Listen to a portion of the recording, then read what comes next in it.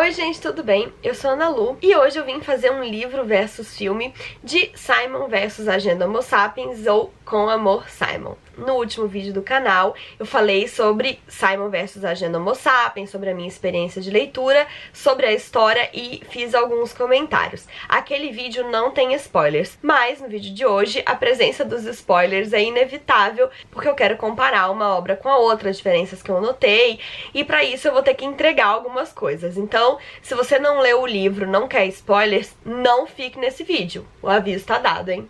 Bom, eu não vou ficar aqui comparando detalhes, nem ficar falando tipo, porque no livro ele usa uma camisa verde, aqui ele usa uma camisa azul. Eu vou falar sobre questões mais significativas e que me marcaram por serem diferentes entre livro e filme. Algumas coisas eu achei que o filme fez de uma forma melhor, algumas coisas eu achei que ele fez de uma forma pior, e algumas coisas são neutras e simplesmente diferenças. Vou começar falando do que eu achei que o filme fez pior. Bom, primeiramente, a questão do negro, ela não é abordada no filme. No livro, como eu falei, essa questão da representatividade aparece. No filme, a gente tem personagens negros porque foram escolhidos atores negros pra fazer o papel, inclusive de personagens que no livro são brancos, como o papel do Nick. No filme, ele é interpretado por um garoto negro. Então a gente tem essa representatividade de elenco, mas a gente não tem a questão sendo discutida. Então a Abby, que é a amiga negra, no livro, ela mora longe, porque os negros moram afastados, né? Eles moram num gueto. E isso é levado em consideração na história. No filme, ela mora ali pertinho deles, essa questão não existe. E eu achei que a história perde um pouco com isso. Na verdade, eu acho que ela perde bastante, porque a gente tem um momento muito interessante no livro, que é o seguinte: o Simon, por ele ser um garoto gay, ele tá sempre questionando essa questão da heteronormatividade e da existência de um padrão. Então, ele tá lidando com isso, ele tá lidando com ser uma pessoa fora do padrão nesse espectro, e mesmo assim ele vai cair num erro quando se trata de um outro padrão. Por quê? Porque durante a história, ele vai pensando em vários garotos que poderiam ser o Blue, ele vai desconfiando de vários de seus colegas. E o verdadeiro Blue nunca passa pela cabeça dele. Eu falei que aqui vai ter spoilers. Bom, o Blue é o Bran, é o garoto negro.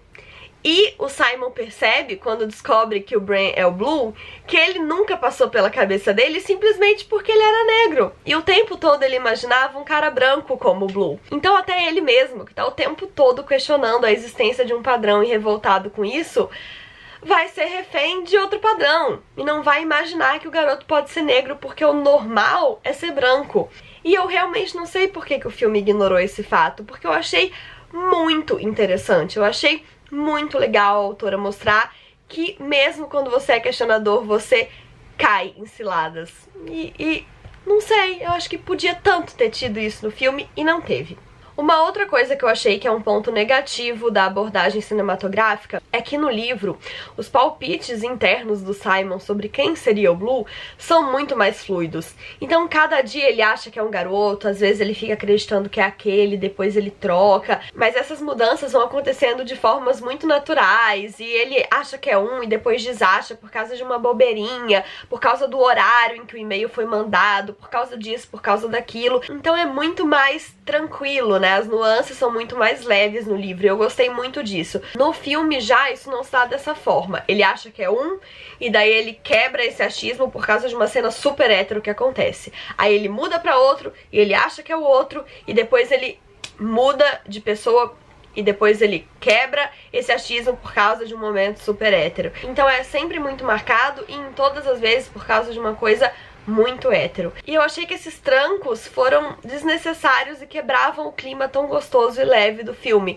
Não precisava dos trancos. No livro isso é descrito de uma maneira muito mais gostosa de acompanhar, assim, muito mais going with the flow, sabe? Eu achei que no filme esses cortes foram muito bruscos e que não tinha necessidade de fazer isso. Podia ter sido feito com mais sutileza. Agora eu vou comentar uma diferença que pra mim ela é neutra. No livro, o Simon, ainda que caindo na chantagem do Martin, age de uma maneira muito mais passiva em relação, né, a resolver essa chantagem. No filme, não. No filme ele é um agente bem ativo e isso acaba dando um nó enorme na vida dos amigos dele, porque ele vai mentir pra um, ele vai empurrar a Abby pro Martin de uma forma muito mais compenetrada do que ele faz no livro, ele vai falar pro Nick que a Abby tá gostando do Martin e nada disso acontece no livro. No livro é muito mais leve, ele só fica ali tentando aproximar o Martin da Abby, mas sem se interferir tanto. Então, pra mim, né, isso não é um ponto negativo nem um ponto positivo do filme. Foi só feito de modo diferente. Talvez até seja positivo, porque dá uma carga um pouco maior de conflito pro filme e talvez adaptações cinematográficas peçam, né, essa carga maior de conflito. E agora eu vou falar de um ponto muito positivo na minha opinião. Os personagens, que já eram tridimensionais e humanizados, ganham ainda mais humanidade no filme. Fica muito forte, isso fica muito forte, principalmente em dois personagens. No Martin, que é, teoricamente, um garoto babaca chantageador, mas que, na verdade, é uma pessoa super divertida, que funciona como um ótimo alívio cômico no filme. Ele é realmente um cara muito engraçado, um cara bobão, que troca os pés pelas mãos, mas que ele não é do mal, sabe? E essa humanidade fica muito presente, principalmente em dois momentos. Primeiro, quando ele expõe o Simon. Então, em determinado momento da história, ele vai sim colocar os e-mails no Tumblr e vai falar que eles são do Simon. E no livro isso acontece por um motivo X. No filme eu achei o motivo muito mais plausível e muito mais humano. O próprio Martin pagou um mico e o Tumblr da escola só falava disso. E tudo que ele pensou na hora foi: eu preciso arrumar alguma coisa que me tire do centro das atenções. E, gente, isso foi muito adolescente. Foi muito humano, sabe? Eu consigo entender a cabeça dele nesse momento pra ele ter feito o que ele fez. E outro momento de grande humanidade dele é quando ele percebe a cagada que ele fez e se arrepende. Então ele mesmo vai tirar o post do ar e ele vai lá pedir desculpa pro Simon. Ele vai falar que ele só queria sair das atenções e que ele fez essa cagada, e ele vai pedir desculpa. E ele é muito humano e muito real quando ele faz isso. Mas como a história não é piegas, a gente vai ter aí um dedo grande de humanidade do Simon, que por sua vez vai falar que não, que ele não aceita as desculpas, que ele entende, mas que mesmo assim foi uma cagada monumental e que ninguém além dele tinha o direito de se assumir, né? Que só ele devia ter esse poder e que alguém fez por ele e que ele não vai perdoar. E ele tá muito certo também em fazer isso, ele tá muito humano em agir dessa forma. Outro personagem que traz aí uma carga muito bonita é o pai do Simon. Eu esqueci o nome dele agora, eu tenho dificuldade com o nome de personagens. Mas como eu comentei no vídeo em que eu falei sobre o livro, o pai do Simon, ele é aquele cara que ele não é conservador, ele não é filho da puta, mas que ele tá inserido em um contexto machista e que eventualmente ele faz piadas machistas. Na verdade, ele é o pai engraçadão, ele é o tio do pavê. E com isso ele acaba magoando o Simon, ou tornando mais difícil pro Simon seu momento de sair do armário. Porque, querendo ou não, ele tá ali o tempo todo fazendo piadinha, tá perguntando: e aí, filhão, tá comendo todas? E aí, filhão, aí você viu a modelo de calcinha? E ele sente um baque de uma forma tão real e tão dolorida quando o Simon se assume, porque ele pensa: meu Deus, sabe, quanto tempo eu fiquei falando besteira perto dele. E eu achei muito, muito legal e muito humano que esse cara tenha percebido tudo isso e parado pra pensar que mesmo que ele tenha feito piadas de forma inocente, isso prejudicou um pouco uma pessoa que ele ama, né? Isso magoou um pouco uma pessoa que ele ama. E, tipo, não é que as piadas fossem horríveis, é só que o filho dele não era hétero, ele nunca tinha parado pra pensar nisso, sabe? Então é aquela coisa, as piadas, elas não foram feitas por maldade, mas elas foram feitas. E mesmo de forma inocente, elas atrapalharam a vida de alguém. E eu acho que esse pai tá ali, sendo exatamente como ele é, pra mostrar que se você tem qualquer chance de se arrepender depois, simplesmente não faça piada. Fica quieto, pensa antes de falar, e você não vai ter que pedir desculpa pra ninguém depois. É aquela coisa da mãe do tambor, né, no Bambi. Se você não tem nada de bom pra dizer, então não diga nada.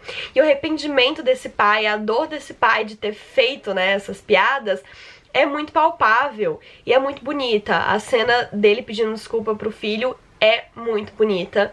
É uma das minhas cenas favoritas no filme, e eu acho então que essa humanidade, essa tridimensionalidade dos personagens foi levada de uma forma muito bacana para as telas. E esses são os meus comentários principais do livro versus filme. Se o livro é um quentinho no coração, um abraço na alma, o filme é um sopro de alegria, porque é um filme gostoso, é um filme que eu dei muita risada, é um filme que ao mesmo tempo encheu o meu olho de lágrima, porque ele é emocionante, ele é um filme leve, ele é um filme gostoso, é como se ele inteiro fosse um grande alívio cômico, e ainda por cima tem essa responsabilidade, esse cuidado de trazer representatividade. A parte disso, é uma história gostosa, uma comédia romântica como qualquer outra, pra ninguém botar defeito, só que a gente não tem um casal hétero como protagonista, a gente tem um casal gay. E é um filme lindo, e é uma história que eu acho ótima que exista. Eu fico muito feliz de pensar que as novas gerações vão ter contato com essa representatividade desde mais novas. Não faz muito tempo, mas na minha época de adolescência era impensável um filme para público adolescente com um casal gay, sabe? E isso já mudou. Mesmo assim, não mudou tanto quanto eu gostaria. Eu fui procurar o filme pra assistir no cinema e ele não tá em cartaz em um dos grandes cinemas de Curitiba. Ele tá em cartaz no outro com apenas uma sessão às 5h30 da tarde, tá? E eu achei ele num outro cinema ainda, que não é um dos principais, também em apenas uma sessão às 9h30 da noite.